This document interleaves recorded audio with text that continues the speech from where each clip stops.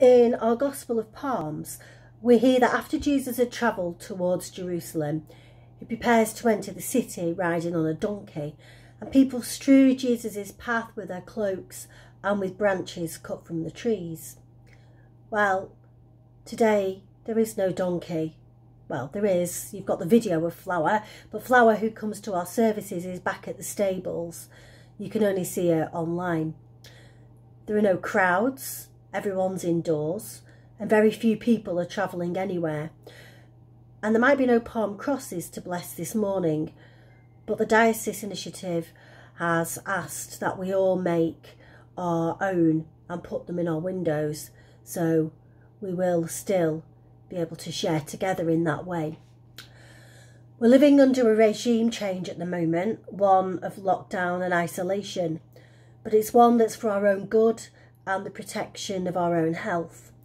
There are parallels though, because when Jesus rode into Jerusalem, everyone knew by what he was doing that a regime change was about to take place, and that too will be for the good of all people, especially their spiritual health.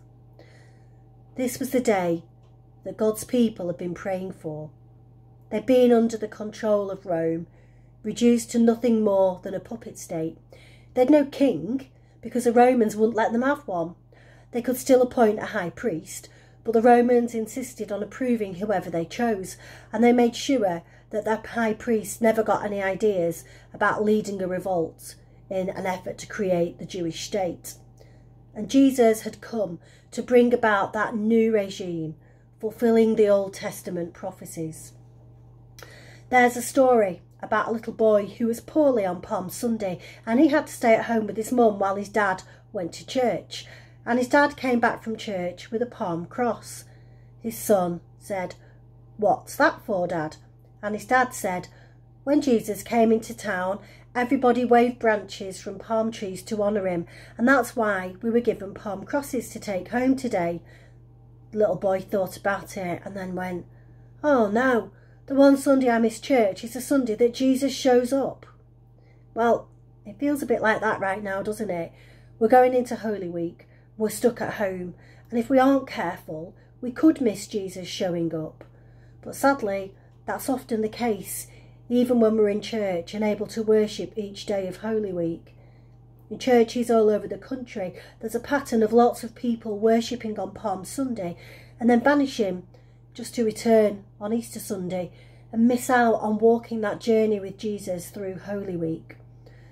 This Holy Week, as we've all been given a gift amongst the not so nice stuff, but a gift of less hectic lives, of unusually having so much more time in our hands.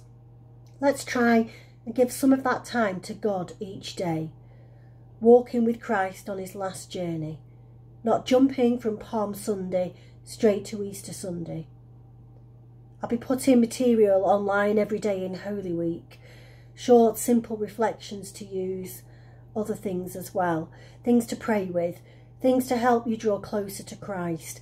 And even though we can't be together in person, let's cherish being together in prayer.